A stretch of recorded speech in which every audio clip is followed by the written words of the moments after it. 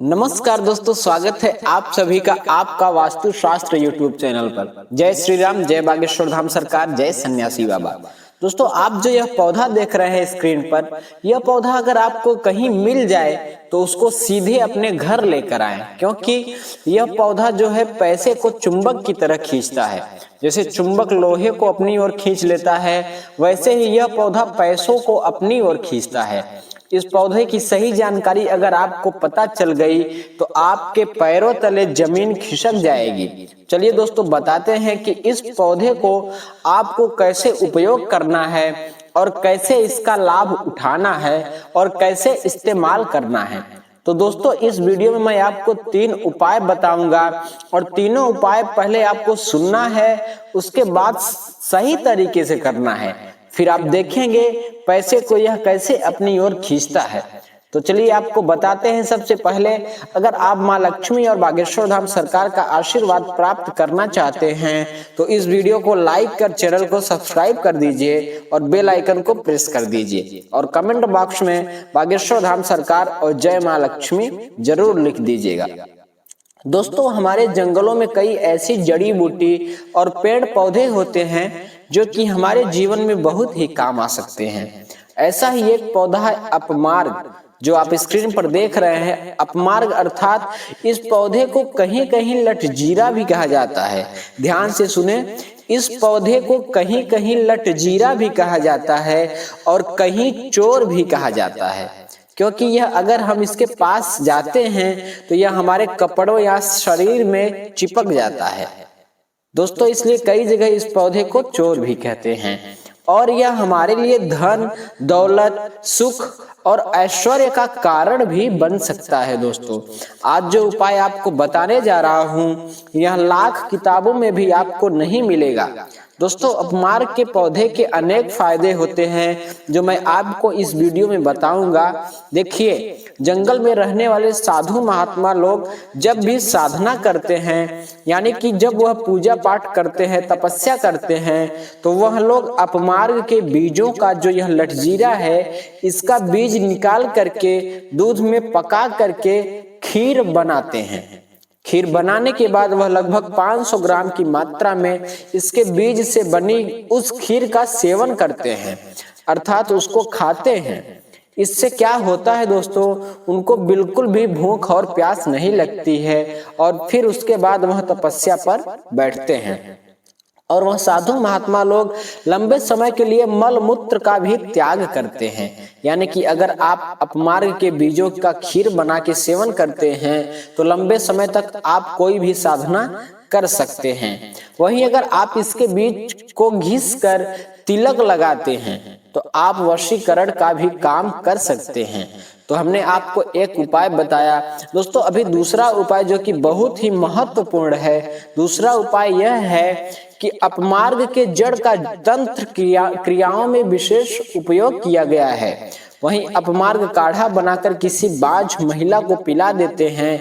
बाझ महिला यानी कि जिसको बच्चा नहीं हो रहा है, जो बहुत दिनों से परेशान है, बाझ औरत है, अगर उसे आप पूर्व पुष्प योग में पिला दिया जाए इस बीज को पीस के, तो कैसी भी बाझ औरत हो, वह महिला निश्चित ही गर्भवती हो जाती है। परंतु ध्यान रहे कि यह प्रक्रिया ऋतु स्नान के 5 दिन बाद ही करनी चाहिए। ठीक है, तो दोस्तों, आपको पहले इसको देखना है, पढ़ना है, समझना है, उसके बाद ही आप यह उपाय करेंगे। और दोस्तों, यदि गोरोचन के साथ अपमार्ग की जड़ को पीसकर अगर तिलक लगा लें, यह जो पौधा आप स्क्रीन पर देख रहे हैं, अगर इसकी जड़ को पीसकर आप गोरोचन के साथ तिलक लगाते हैं तो आप उसके बाद कहीं भी जाएंगे दोस्तों, कोई भी कार्य करने जाएंगे तो वह कार्य अवश्य सफल होगा। उससे काम में आपको अवश्य सफलता मिलेगी। ऐसा इसलिए होगा कि यदि आप कहीं मीटिंग में जाते हैं या कहीं भी जाते हो तो वहां जितने भी लोग होंगे वह सब आपके वशीभूत हो जाएंगे, अर्थात आपके दीवाने हो जाएंगे। कहा जाता है कि गोरोचन के साथ यदि अपमार्ग की जड़ को पीसकर आप तिलक लगाते हैं तो पत्थर दिल रहने वाले इंसान भी आपके दीवाने हो जाते हैं। और दोस्तों आपके प्रेम के बंधन में भी यह बहुत सहायक होता है। दुनिया की कोई भी शक्ति आपको प्रेम करने से नहीं रोक सकती। अगर आप इसकी जड़ का तिलक लगाते हैं तो सभी लोग आपसे प्रेम करेंगे और आप जिससे प्यार करते हैं वह अवश्य ही आपके प्यार को समझेगा और आपको आपसे ज्यादा प्यार करेगा। साथ ही साथ दोस्तों यह तीसरा और लास्ट उपाय आपको बता रहा हूं जो कि बहुत ही महत्वपूर्ण है, तो इस उपाय को ध्यान से सुनिएगा। और अभी तक आपने चैनल को सब्सक्राइब नहीं किया है तो प्लीज सब्सक्राइब कर वीडियो को लाइक कर दीजिए दोस्तों। और जैसे ही मैं उपाय बताऊंगा वैसे ही करिएगा दोस्तों। रवि पुष्प योग में ध्यान रहे, ध्यान से सुने। रवि पुष्प योग में अपमार्ग की जड़ का अंजन करने से आपको जमीन में गड़ा हुआ धन भी दिखाई देने लगता है। जैसा कि मैं आपको पहले ही बताया था कि यह उपाय पैसा खींचने का भी कार्य करता है। अभी और सारे उपाय आपको बताने वाला हूं, तो दोस्तों कैसे करना है इसको आप ध्यान से जरूर सुनिएगा। देखिए, रवि पुष्प योग में अपमार्ग की जड़ का अंजन करने से आपको जमीन में दबा हुआ धन भी देखने को मिल जाएगा।